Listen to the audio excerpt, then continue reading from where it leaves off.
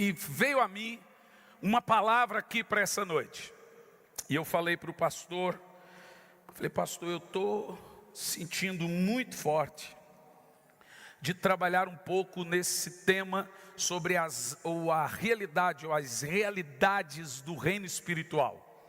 Falar sobre batalha espiritual e daí terminarmos orando pelas famílias, seja por cura, seja por libertação. Grande parte das nossas lutas são perdidas por desconhecimento. A única maneira de você derrotar o seu inimigo é conhecendo ele. Sem o total conhecimento da realidade espiritual, você vai perder todas as suas guerras. A Bíblia fala dessa realidade. O apóstolo Paulo, se hoje fosse conhecido como um pregador numa determinada área, eles iam dizer que ele era um pregador de batalha espiritual. Porque era um tema que ele abordava incansavelmente. E eu gostaria de falar sobre esse tema, sobre a questão da realidade espiritual, dos mundos, que a Bíblia chama de mundos espirituais. Você sabe, você é um indivíduo constituído de uma tricotomia. Nós somos espírito, alma e corpo. O espírito é a parte sua que se comunica com o céu. Então ele opera verticalmente. A alma opera horizontalmente. E o corpo, ele reage aos dois, tanto ao espírito quanto à alma. Então você vai analisar comigo que você é muito mais espiritual do que carnal. Você tem espírito e alma, que ambos fazem parte do invisível. E apenas um corpinho que não serve para quase nada. Falando sobre isso, eu quero que você abra sua Bíblia, Ezequiel 28, no versículo 12.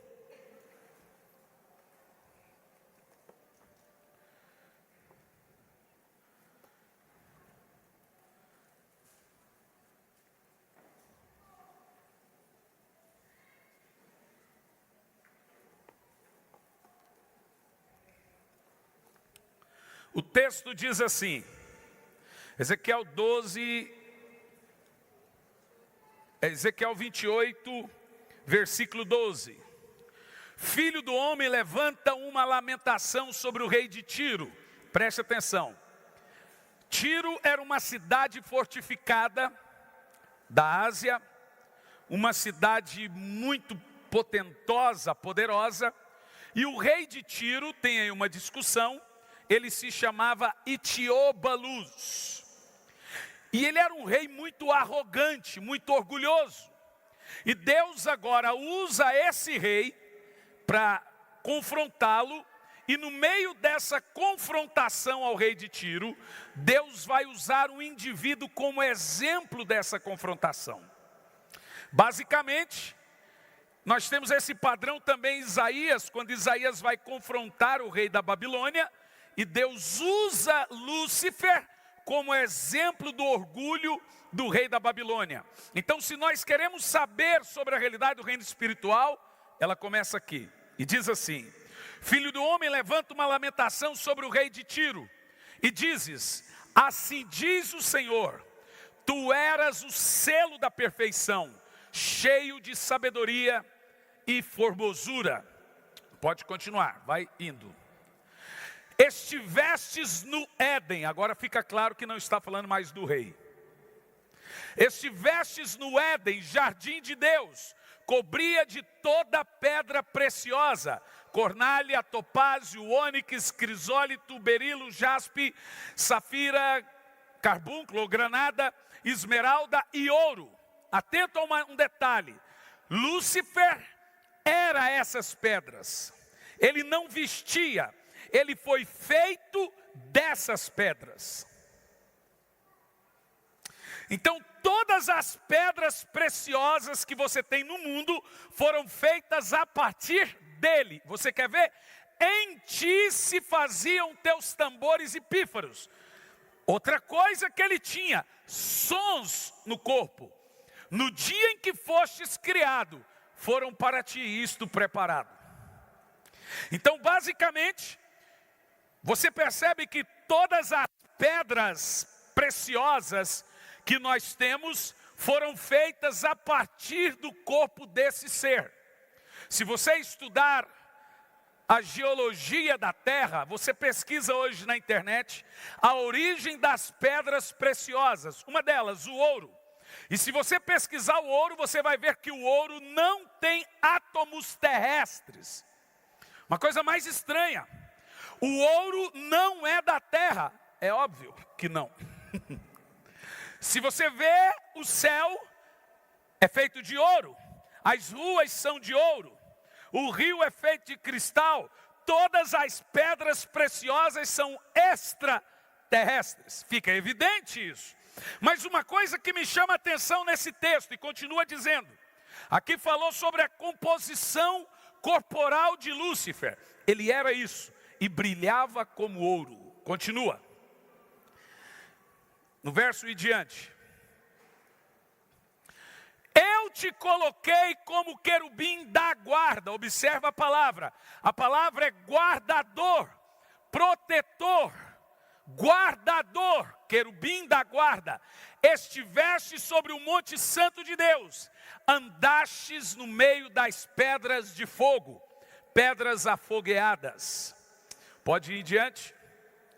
Perfeito eras nos teus caminhos, desde o dia em que fostes criado, até que se achou iniquidade em ti.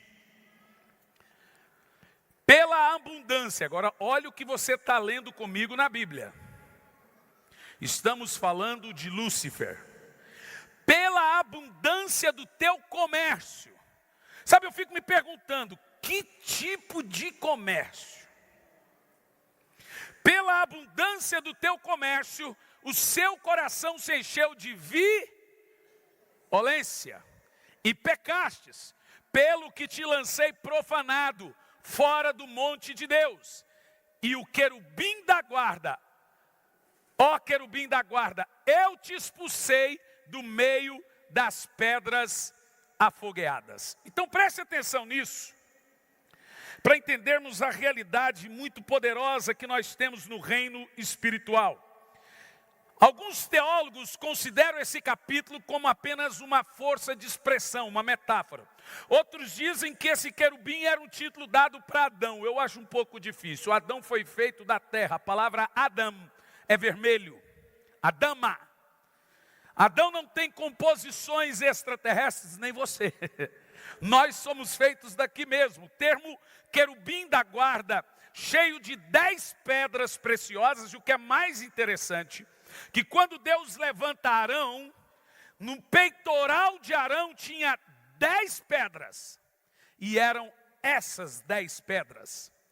Esse texto nos deixa muito claro que, pelo visto, Lúcifer era uma espécie de sacerdote. Alguns dizem que ele era ministro de louvor. É provável, nós não temos isso na Bíblia. Mas o termo se dá pelo fato de que ele tinha composições musicais. Nós temos várias classes de anjos no céu, para não falar raças. Nós temos anjos com cara de animais. Você lembra dos seres viventes? Leão, cordeiro.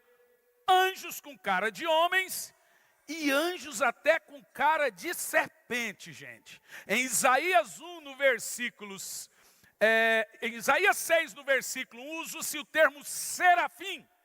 A palavra serafim é réptil de fogo.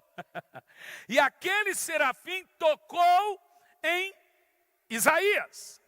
Então nós temos classes de anjos que têm 2 asas, classe de anjos que tem 6 asas, classe de anjos que tem 2 asas, 6 asas, classe de anjos que tem asas que tapam o rosto, asas que tapam os pés e 2 para voar.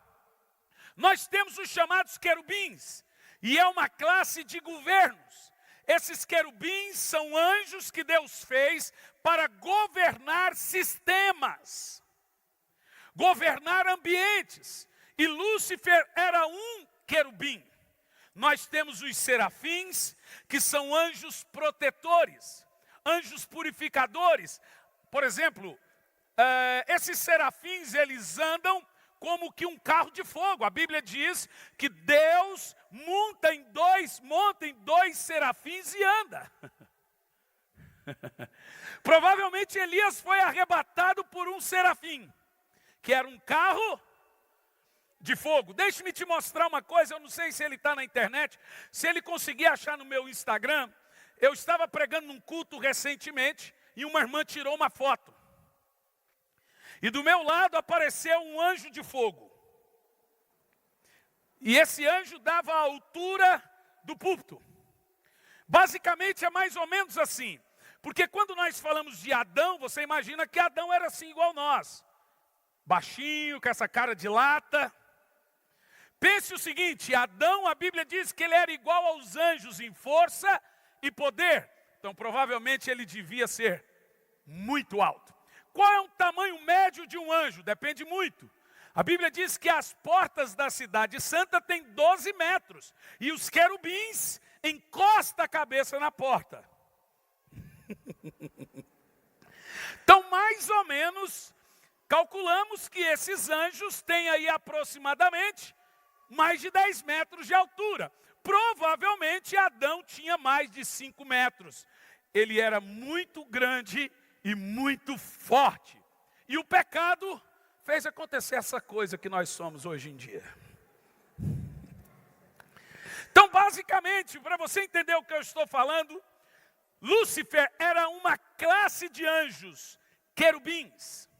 Nós temos os anjos que têm a afeição dos homens. Miguel é um anjo que é chamado de homem, porque se parece com homens. Gabriel também é chamado de o homem Gabriel. É um anjo que tem cara de homens. São as classes de anjos. E o querubim também é um anjo que tem cara de homens. Agora escute isso. Uma coisa interessante que eu tenho aqui nesse texto, na hora que achar a foto pode colocar. Diz assim, ó. Estivestes no Éden, jardim de Deus. Eu quero ser bem instigador aqui nessa noite. Se Lúcifer esteve no Éden, quando foi isso? Porque quando nós vemos a história de Adão, ele já é a serpente. Quem está entendendo o que eu estou falando? Mas essa história é o que nós chamamos de história de eternidade passada. Você já leu na Bíblia ou já viu alguém pregando sobre eternidade passada e eternidade futura? Você sabe que quando eu comecei a estudar a Bíblia, quando o pregador dizia, na eternidade passada, eu, hã? Na eternidade futura, eu, hã? Para mim, eternidade é eternidade.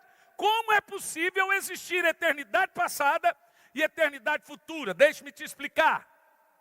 Toda vez que você lê na Bíblia o termo eternidade passada, está falando de uma eternidade não contada. Quando foi que Deus criou os anjos? Quando foi que Deus criou o céu, por exemplo? Olha lá, gente. Tem como pôr nessa do meio também?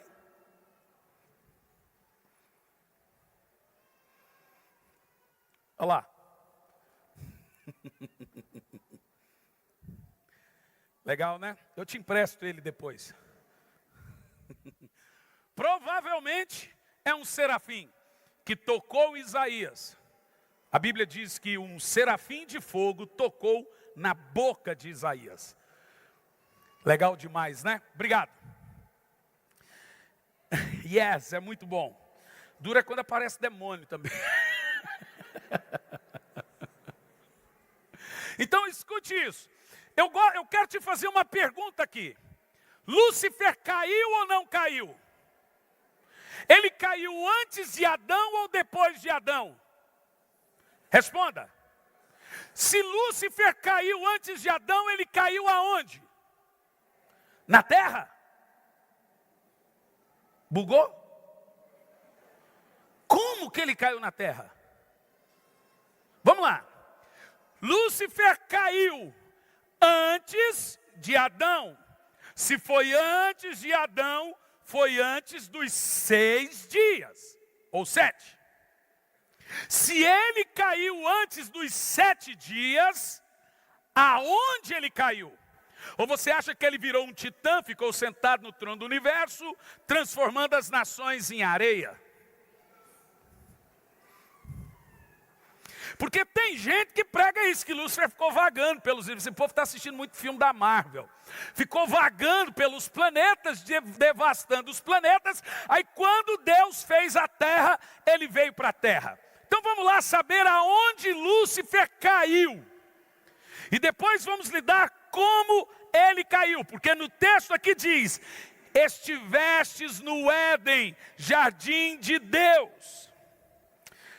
Ezequiel 28, no versículo 13, diz: estivestes no Éden, lugar de delícias, no jardim de Deus. Vamos ver de onde ou aonde ele caiu no texto.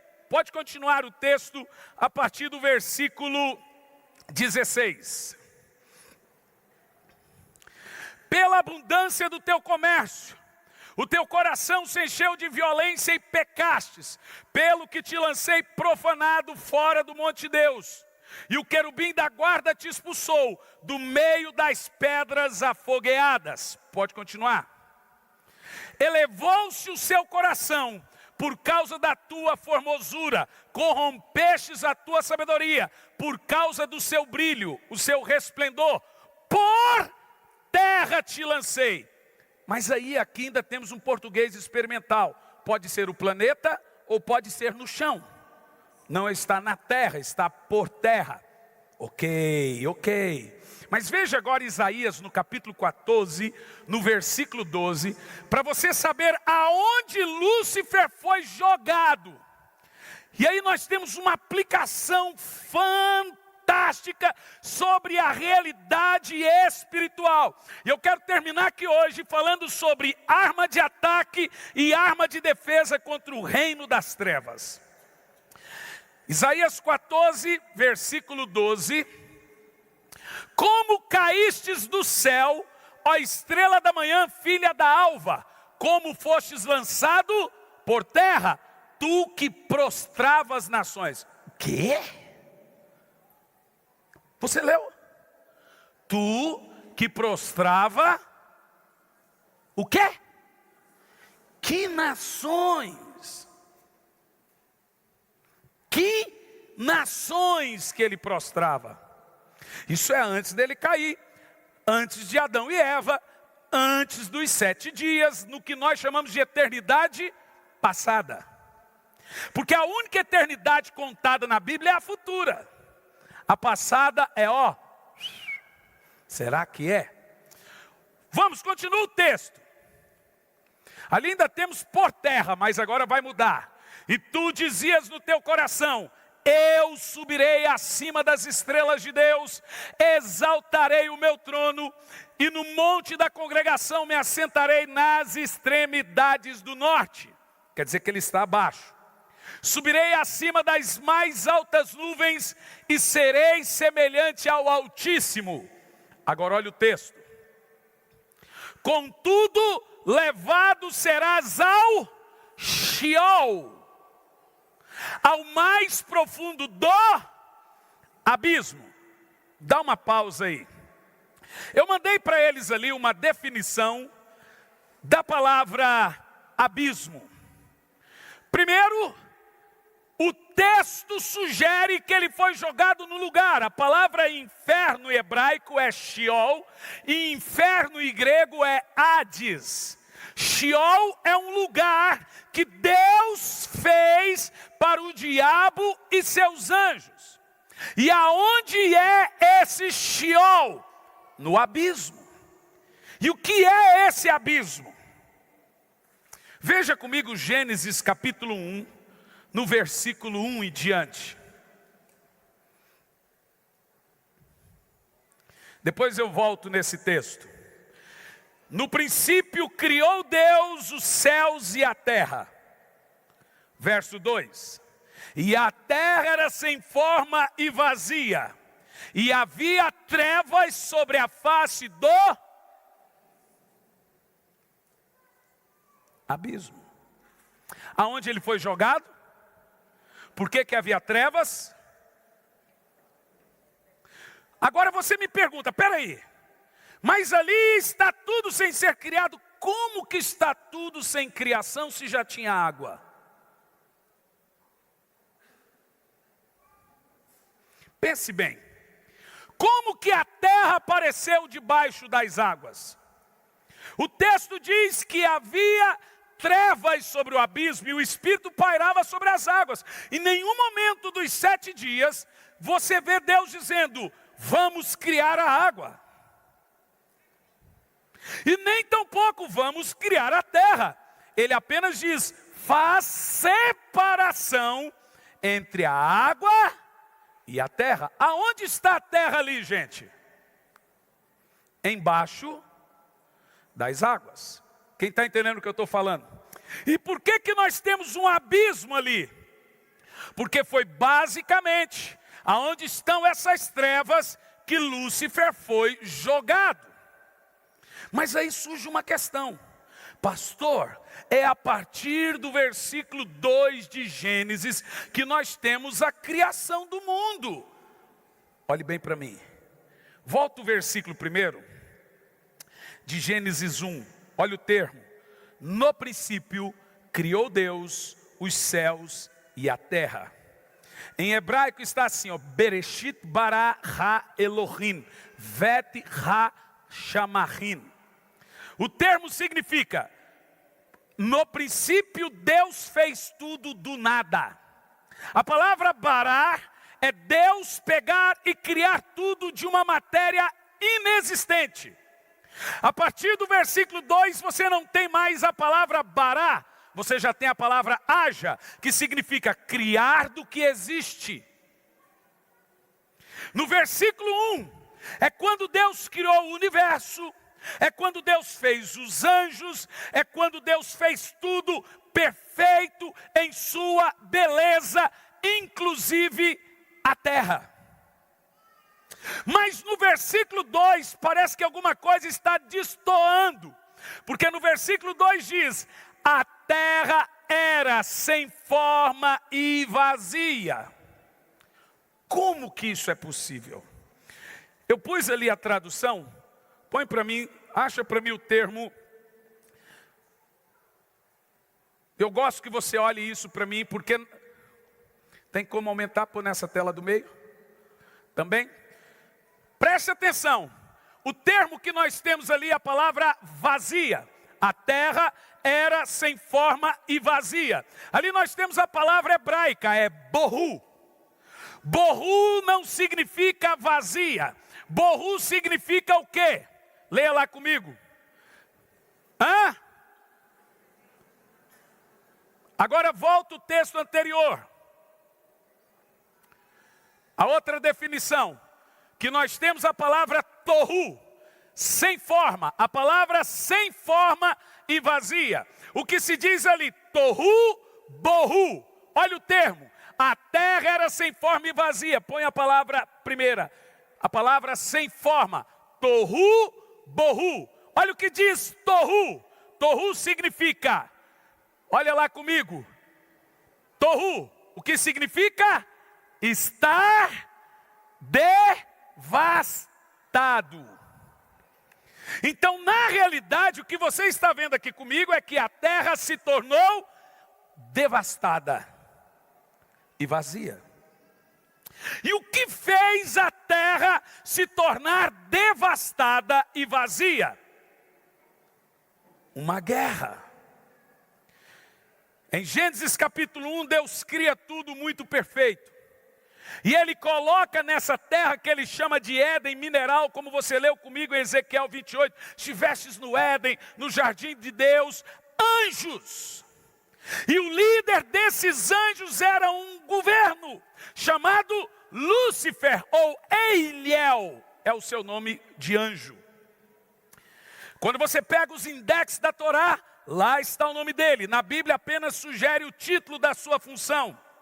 Esse querubim da guarda era o responsável por esse mundo de adoração que tínhamos na eternidade passada. E essa terra foi habitada por anjos.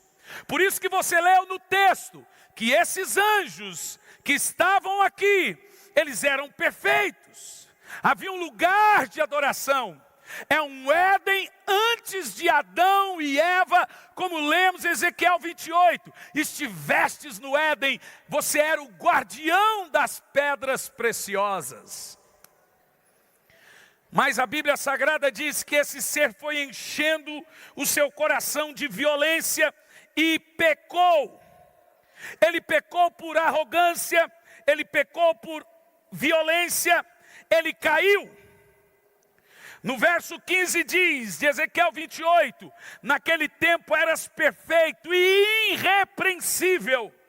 Os teus sentimentos e atitudes, desde o dia que fostes criado, até que se observou malignidade em ti. E no verso 16 diz assim, ó: por intermédio dos teus negócios sobre a terra. No verso 16, por abundância do teu comércio, se encheu de violência. Isso é tão interessante, que voltando a Isaías 14, agora nos versos 16 e 17, vai mostrar como Deus derruba Lúcifer. Quando a terra se enche de violência, quando a terra se enche de profanação por causa de Lúcifer, Deus chama esses anjos no céu.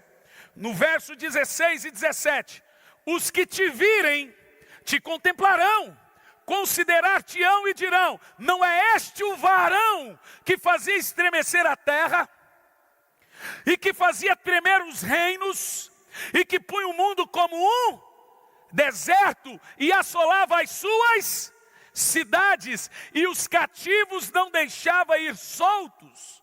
Isso é antes de Gênesis, versículo 2. Volta o versículo 12 desse texto para você entender. Verso 12, desse Isaías. Nesse capítulo 12.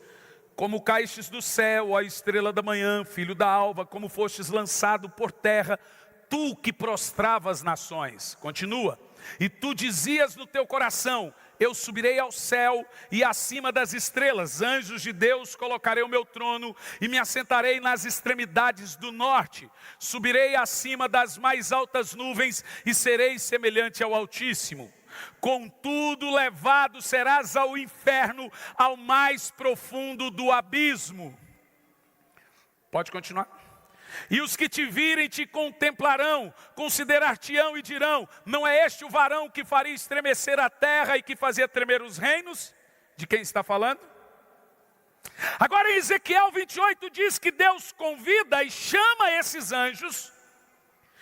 E o livro de Salmos diz que houve batalha.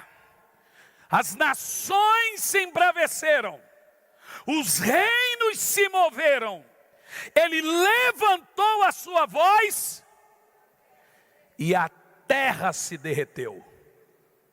Aí você entende a palavra devastada.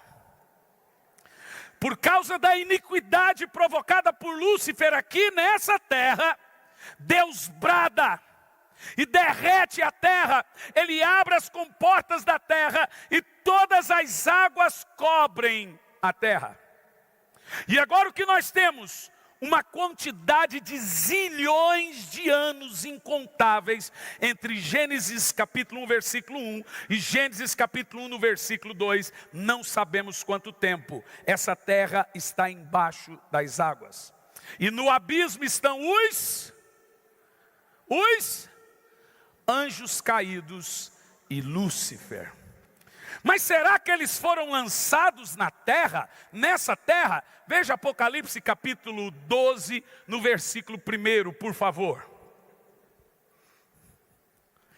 E viu-se um grande sinal no céu, a mulher vestida de sol, tendo a lua debaixo dos seus pés e uma coroa de 12 estrelas sobre a sua cabeça.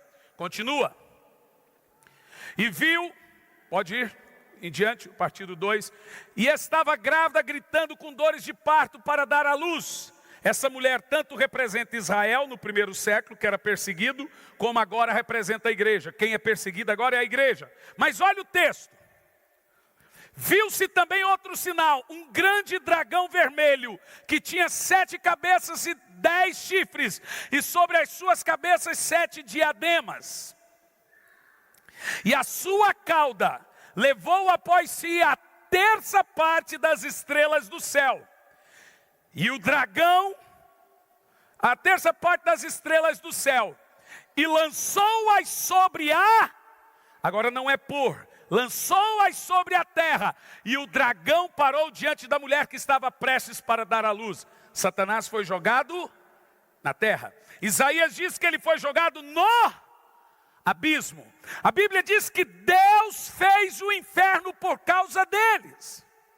O inferno veio a existir. A Bíblia Sagrada diz que Deus acendeu o fogo do inferno por causa de Satanás e por causa dos seus anjos. E não pense você que o inferno está no espaço sideral, numa espécie de buraco negro. Aonde está a casa de Satanás? Nós sabemos, porque Jesus, na parábola do rico e Lázaro, fala desse abismo. Quando ele chega em Gadara e os demônios são expulsos, os demônios pedem para não ser jogados no abismo. O abismo é o que a Bíblia também chama de Sheol, ou Tártaro, ou prisão, ou inferno. É o que separa o Giena do inferno e o paraíso. E o inferno foi aceso por causa da ira de Deus, para ser e passar a ser a morada dos demônios. Jesus diz que ele foi feito para eles, para Satanás e para os seus anjos. Resta-nos saber um pouco sobre isso. Deuteronômio 32, no versículo 22, veja comigo. Deuteronômio 32, versículo 22. Porque um fogo se acendeu na minha ira, e arde até o mais profundo O fogo do inferno não é do diabo, o fogo do inferno é de Deus. Satanás nunca na Bíblia é taxado por alguém que possui ou produz fogo. O fogo que arde no Sheol é o mesmo fogo do céu. Deus é chamado tanto de fogo purificador como de fogo consumidor. O fogo que batizou os apóstolos matou Ananias e Safira. O fogo que não se consumia na tenda de Moisés matou os 2 filhos de Arão. Paulo diz que o fogo prova-nos, e esse fogo queima madeira, feno e palha. O mesmo fogo purifica ouro, prata e pérolas. Então o fogo que arde no inferno é o fogo santo de Deus. A Bíblia diz que Deus fez o fogo descer do céu até o inferno. E olha o que diz: ao profundo do Sheol. E esse fogo no inferno devora a terra com seu fruto e abrasa os fundamentos dos montes. Falando dos vulcões. Está muito claro para nós que o fogo que emerge dos vulcões vem do Sheol. Você está lendo comigo isso, não? Leia você esse texto em voz alta, por favor.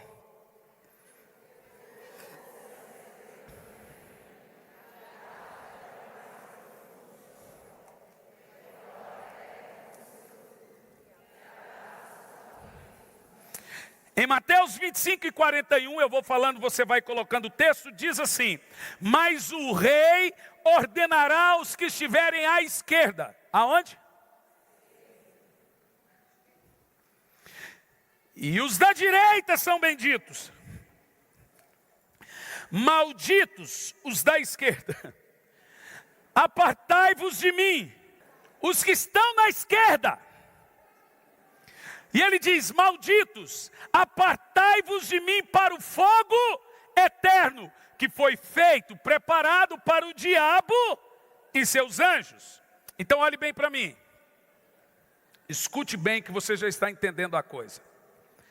Aonde é o inferno? Aonde está Satanás e seus anjos? Existe uma localização geográfica do inferno. Primeiro que a Bíblia diz que as pessoas vão para o inferno quando não tem Jesus.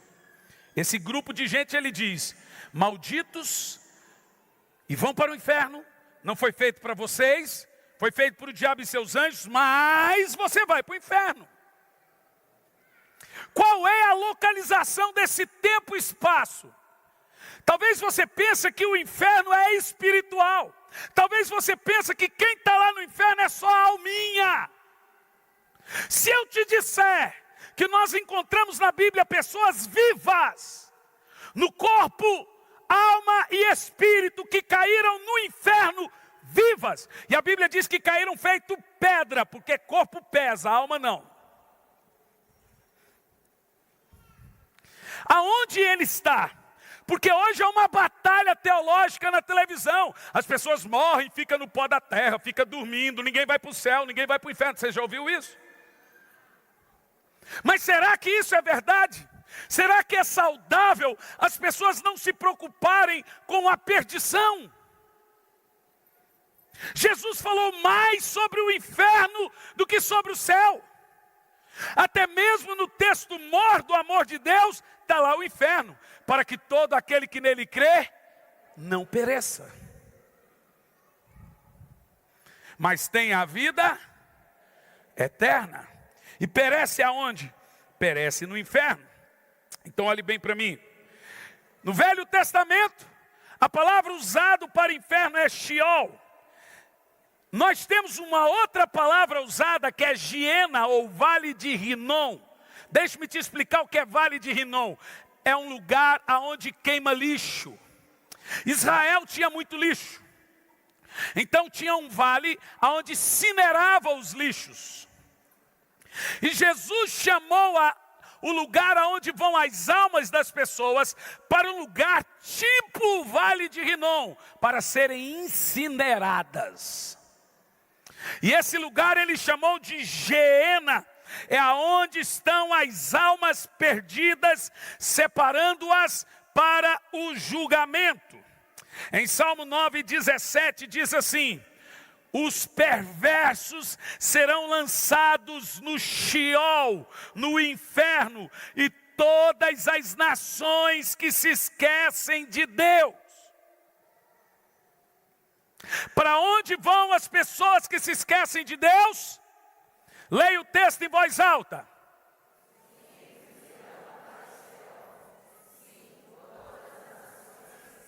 Aqui está falando de desviado, viu? Só esquece de Deus quem conhece Deus. Para onde vão essas pessoas? O Sheol. Aonde está Satanás? Para onde vão os que se esquecem de Deus? Para a casa do capeta. É mesmo. Em Apocalipse 1:18, Jesus diz assim: sou eu aquele que tenho a chave da morte e do inferno. Então veja bem, não é o diabo que leva você para o inferno. Foi Deus que mandou o diabo para o inferno. E é Deus que manda os ímpios para o inferno. Em Marcos 9:43, diz assim, Marcos 9:43, e se tua mão te faz tropeçar, aqui temos uma metáfora, corte-a. É melhor entrares maneta na vida, do que tendo as duas mãos e ires para o inferno, aonde o fogo não se apaga. Então está claro e evidente que o inferno existe. E ele está lá por causa de Satanás e seus anjos. A terça parte dos anjos. Eu não tenho como a gente fazer o cálculo. mas eu posso fazer ficticiamente um cálculo. Suponhamos que tenhamos 10 bilhões de anjos. Tem muito mais que isso. Se caiu a terça parte, para cada 10 anjos, quantos demônios? 3 demônios. Vamos arredondar para 3, que o meu forte não é matemática. Vamos, ou arredonda para 3 ou para 4. Pense o seguinte: para cada habitante da terra, nós temos 8 bilhões de habitantes, quase isso. Para cada habitante da terra, nós temos pelo menos 1 milhão de demônios. No mínimo. Meu Deus, pastor, que perigo. É verdade. Essa é a parte ruim. Mas a parte boa é que para cada demônio existente, tem 7 anjos.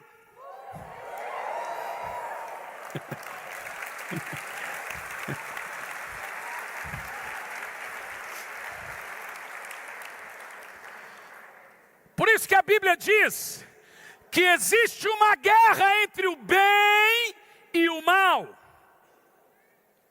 Jesus chamou Satanás de príncipe deste mundo. Esse lugar já foi dele, deixou de ser dele e passou a ser dele de novo. Lembra quando ele levou Jesus na ponta do pináculo? Ele mostrou, diz a Bíblia, os reinos da terra. Ele disse: você está vendo isso aqui? Tudo é meu. Está vendo ali, ó, Arena do Corinthians? Está vendo aqui? Tudo isso é meu.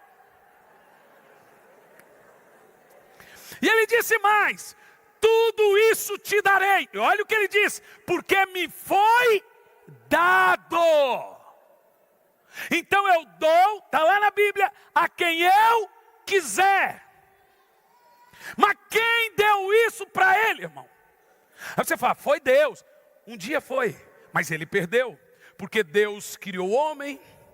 Veja, Lúcifer se vestia com pedras. Lúcifer era o querubim da guarda. Lúcifer era um sacerdote.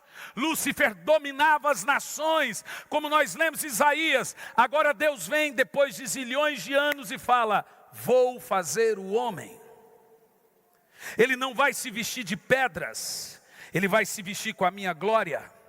Esse homem vai ser igual a mim, a minha imagem, a minha semelhança. E agora tudo que era de Lúcifer, inclusive a terra, Deus disse: domine, domine, domine. Tudo isso é seu. Que maravilha. Mas esse homem estava com a rebimboca da parafuseta meia fraca, porque era tudo dele. Agora pense o seguinte comigo: eu te dou um presente, você pega esse presente que eu te dei e você dá para outro, alguém que eu não gosto. Eu posso ir lá e tomar dessa pessoa esse presente? Responda. Só tem uma maneira de eu ter de volta aquilo. Quem falou? Comprando. E aonde que houve essa compra? Yes. E não é só isso. A Bíblia diz que na cruz ele envergonhou os principados e potestades. Ele colocou a dívida. Adão nos deixou em dívida. Ele cravou na cruz essa dívida e ele tomou. Ele desceu às profundezas do inferno, no Sheol. Pegou o governo do mundo. Tomou os reinos da terra e disse: tudo é meu. Eu tenho todo o poder e toda a autoridade no céu e na terra. Aleluia! Em Filipenses no capítulo 2, no versículo 6, a Bíblia diz que ao nome de Jesus se dobre todos os joelhos dos que estão no céu, dos que estão na terra, dos que estão no Sheol, e toda língua confesse no céu, na terra, no Sheol, que Jesus Cristo é o Senhor. Olhe bem, calma. Nesse exato momento tem demônios no abismo dizendo: Jesus é o Senhor, Jesus é o Senhor, Jesus é o Senhor, Jesus é o Senhor.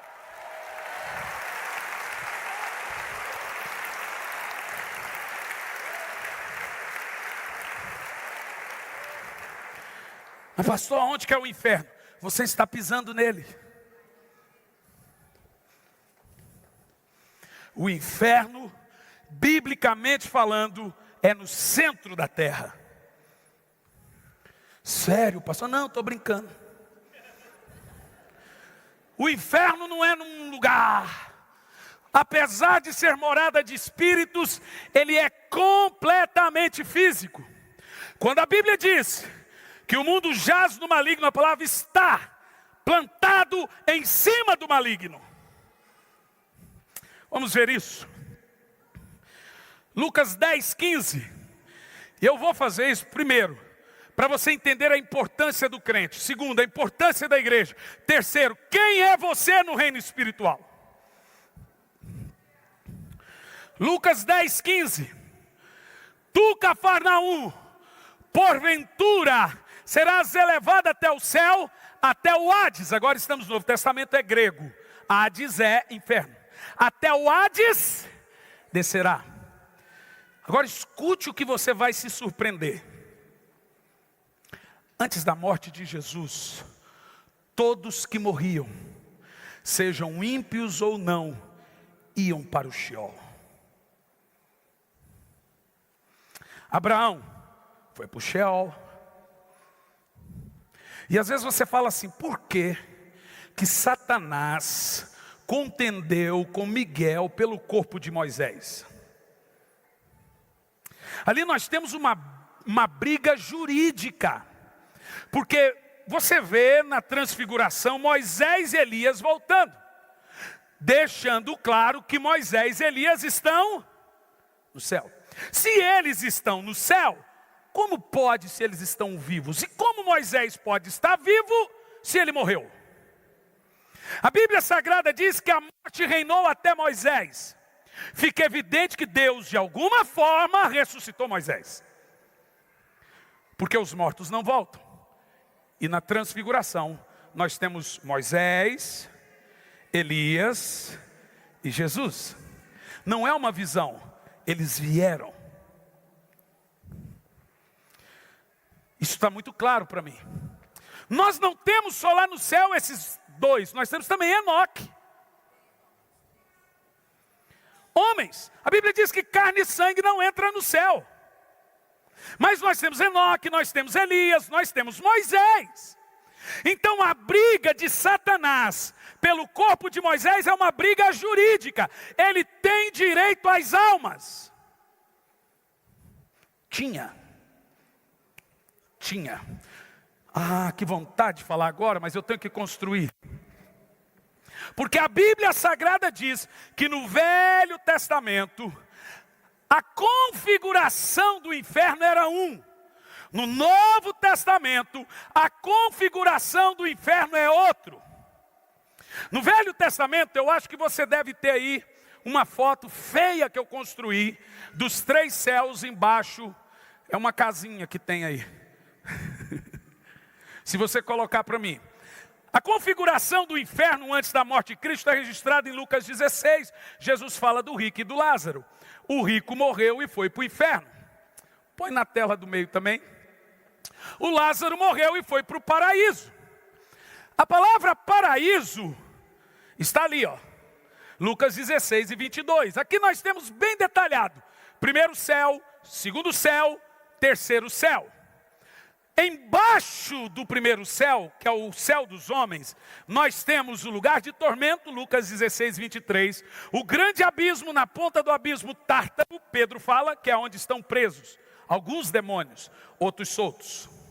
Satanás foi lançado no abismo. Você lembra que Jesus conta que o rico diz que do Giena ele contemplou a Lázaro no paraíso. E lá do lugar de tormento ele disse: pai Abraão, manda Lázaro vir aqui, molhar a minha língua com água. Sabe uma coisa interessante? Apesar do inferno terem almas, as sensações são físicas. O camarada tinha sede, sentia calor e não perdeu as lembranças. Ele sabia que tinha 5 irmãos, ele sabia que tinha pais. Veja você que a morte não muda ninguém. Do jeito que você morre, você vai.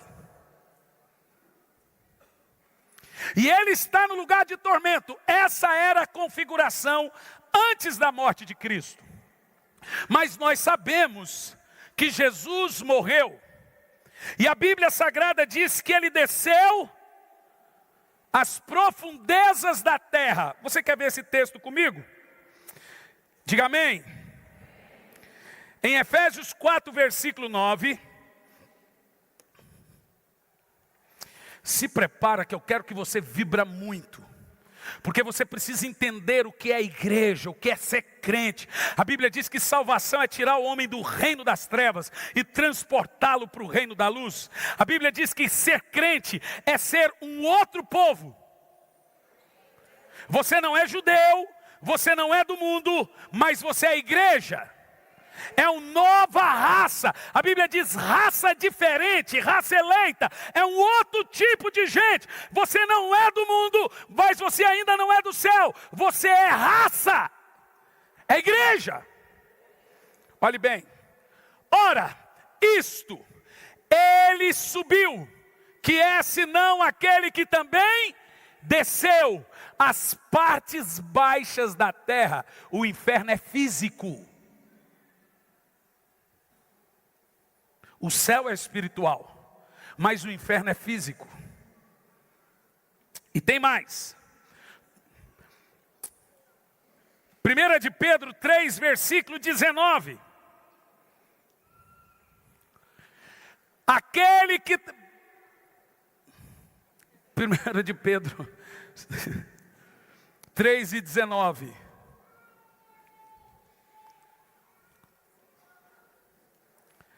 No qual também foi, agora olhe bem isso, e pregou aos espíritos em prisão. Continua o texto. Os quais, noutro tempo, foram rebeldes, quando a longanimidade de Deus esperava, nos dias de Noé, enquanto se preparava a arca, na qual poucas, isto é, 8 almas se salvaram. Presta atenção. Aqui a aplicação tem que ser muito bem exegética. Que daqui nascem as heresias. Esses dias eu vi um pregador dizendo que até Judas está salvo porque morreu antes de Jesus morrer. Não é isso que o texto está dizendo. Pastor, o texto está dizendo que Jesus pregou para os rebeldes pré-diluvianos. Eis. Nós temos 4 palavras na Bíblia para a palavra pregar. Uma delas é pregueira, de onde surgiu a palavra profetizar. Isso, Velho Testamento. Outra delas é eioélio. Outra delas é querigma, grego. Outra delas é querucho. Vou te explicar 2. Querigma é pregação. Querigma significa o quê? Boas novas.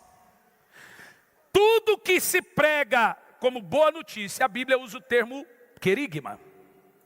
Quando Jesus disse, ide por todo mundo e querigma o evangelho, ele está dizendo, aplique uma boa notícia. Isso é querigma. O que é o evangelho? Dar a boa notícia que Jesus morreu pelos seus pecados e você não tem mais condenação. Basta você se arrepender e você está salvo. Esse é o evangelho.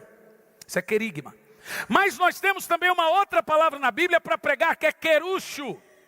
Querucho não é boas novas. Querucho é aplicar uma sentença. Vou te explicar.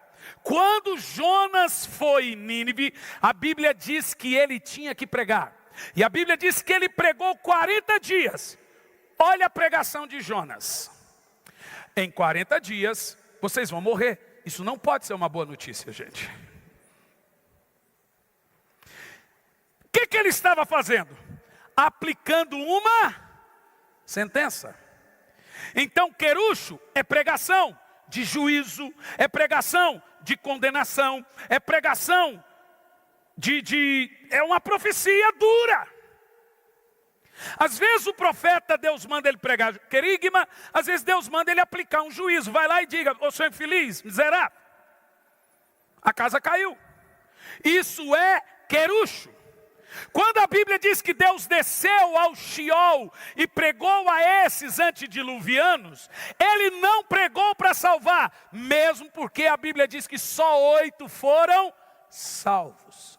Se Ele não pregou para salvar, por que Ele pregou? Ele aplicou a eles a sentença. Eles não sabiam por que estavam lá, então o Senhor não deixou eles ignorantes. Mas olha o que aconteceu. Ao pregar aos espíritos em prisão, ele foi ao paraíso. O paraíso era embaixo, todos desciam ao Sheol. Você quer ver? Não precisa pôr na tela, eu só cito. Salmos 16:10, Davi disse: não deixará que a minha alma sofra no Sheol. Salmos 30, verso 3, Senhor do Sheol, fizeste subir a minha alma, preservaste minha vida para que eu não descestes mais ao abismo. Isaías 14:15 diz: contudo serás levado ao reino dos mortos, ao mais profundo do abismo. Jacó, quando ficou sabendo que José morreu, a Bíblia diz que ele disse: eu quero descer ao Sheol para me encontrar com meu filho. Jesus ainda não tinha preparado João 14, verso 1. Não vos turbe o vosso coração, credes em Deus, credes também em mim. Na casa de meu pai há muitas moradas. Se não fosse assim, eu vou-lhe teria dito, pois vou para o Pai preparar o paraíso, preparar um lugar. Aleluia. Por isso que a Bíblia Sagrada diz que ele desceu. E ele fez o quê? Ele levou o cativeiro. Todos aqueles que morreram antes de Cristo, que não estavam entre aqueles ímpios, mas estavam no paraíso, como Abraão, vemos em Lucas 16, Jesus levou. E ele inaugurou um lugar chamado terceiro céu, que se chama paraíso celestial. Agora o paraíso não está mais na terra, ou embaixo. O paraíso está no céu. Em 2 de Paulo aos Coríntios 12, verso 1, o apóstolo Paulo diz que foi arrebatado ao terceiro céu, e lá ele viu coisas que não é digno falar. Ele diz: eu fui levado ao paraíso. Então o paraíso hoje é onde? No terceiro céu. E o terceiro céu fica onde? Apocalipse 6, versículo 15, por favor.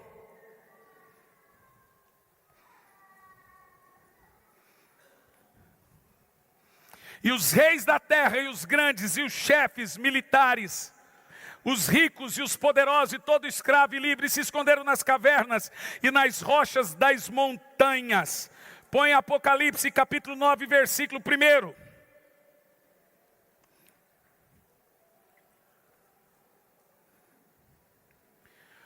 E o quinto anjo tocou a trombeta e viu uma estrela que caía do céu, e foi-lhe dada a chave do poço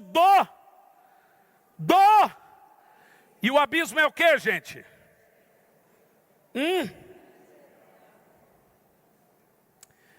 Uma coisa interessante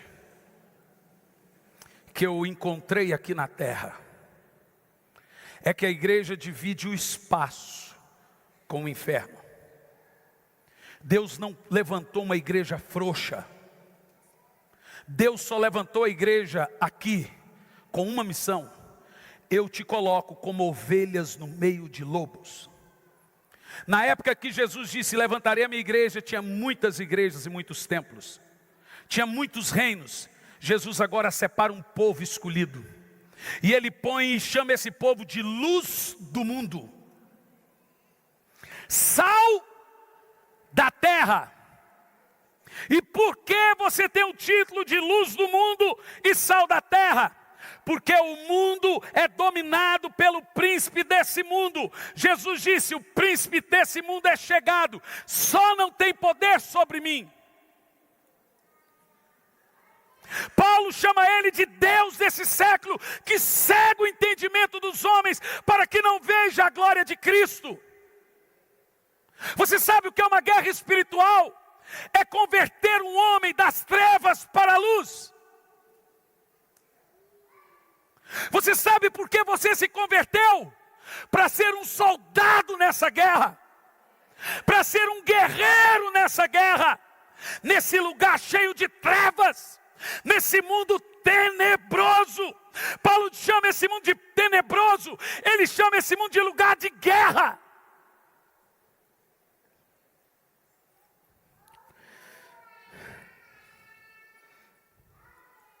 Deixe-me te dizer uma coisa: Satanás é o indivíduo mais poderoso da terra, depois de Deus. Ele é mais poderoso do que a ONU, do que a Alemanha, do que os Estados Unidos, do que tudo. Não há nada abaixo de Deus mais poderoso do que Lúcifer. Ele é tão poderoso que Jesus chama ele de valente. Jesus chama ele do valente que veio para pegar você e prender. Mas tem alguém mais poderoso que o diabo. Ele é forte, poderoso, é o grande valente. Mas Jesus disse: vindo outro mais valente, toma a armadura, toma tudo que tem. Veja, a Bíblia diz que Satanás não tem armadura, mas a Bíblia olha para você e diz: revesti-vos da armadura de Deus, para poder ficar firme contra as astutas ciladas do diabo. Sabe, Satanás é poderoso, Satanás é tudo isso, mas Jesus diz: eu vos dou poder e autoridade para pisar serpentes e escorpiões e sobre todo o poder do mal, e nada nos fará dano algum. Deixe-me te dizer, primeira coisa, não podemos desprezar o diabo. Paulo diz: não ignore suas astúcias. A Bíblia diz que nem Miguel ousou pronunciar contra ele palavra de juízo. Nós não temos força em nós, a nossa força vem do Senhor. Mas Jesus diz: em meu nome, cure os enfermos, expulse os demônios. Aonde você chegar, haverá libertação. Aonde você chegar, haverá cura. Olhe para mim, crente, você é um ser poderoso. Pedro andava e a sombra dele curava as pessoas. Eu estou aqui para dizer que você é alguém sobrenatural. Há poder de Deus na sua mão, há poder de Deus na sua casa. Você tem poder, e o seu poder se limita em desfazer as obras de Satanás nesse mundo. A igreja está aqui para expandir a luz. A igreja está aqui para expandir esse reino, o reino de Cristo. E eu concluo.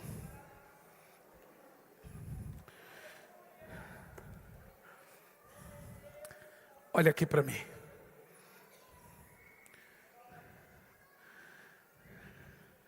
Como você se torna um soldado nesse exército?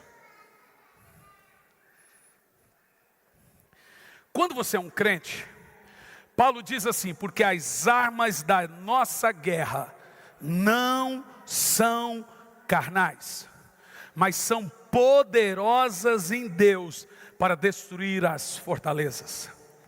Bom, a Bíblia diz que nós temos armas, especificamente apenas duas. Uma é de ataque, a outra é de defesa. Qual é a arma de ataque? Jesus disse: em meu nome, ataque os demônios. Com o nome de Jesus, nós atacamos. O nome de Jesus é arma de ataque. E a Bíblia diz: qual é a arma de defesa? Quando Satanás vem contra você, em Apocalipse diz que nós o vencemos pelo sangue. A Bíblia diz que quando o anjo da morte desceu no Egito, as casas que tinham sangue eram protegidas. Então olhe bem para mim, com o nome você ataca, com o sangue você se defende. Com o nome você ataca, com o sangue você se defende. Eu não durmo sem usar essas duas armas. Uma vez eu tive uma visão. E nessa visão estava cheio de demônios. E toda vez que eu pronunciava o nome, eles davam 3 passos para trás. Mas eles voltavam. A Bíblia diz que Satanás foi embora depois de ter tentado Jesus e diz: por um tempo, breve tempo. Você precisa entender usar essas armas. Eles recuam, mas voltam. E quando ele te ataca, quando você sai de casa, tem uma batalha, começa a clamar o nome. Porque deixe-me te dizer, o nome de Jesus não serve para o diabo. O nome de Jesus serve para Deus. O Senhor me deu a revelação do nome do sangue. O sangue é uma chave de ordem para anjos. Quando você fala, há poder no sangue, ou em nome de Jesus, a Bíblia diz que aos seus anjos, Ele dá ordem ao nosso respeito. Pronunciar o sangue, ou clamar pelo nome, faz os anjos de Deus guerrearem ao seu favor.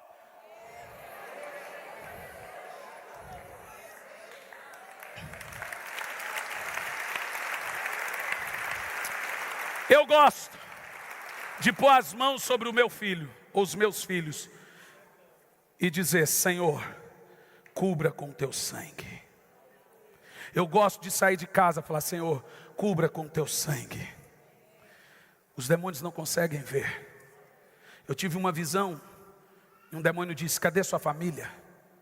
No sonho ou visão, não sei.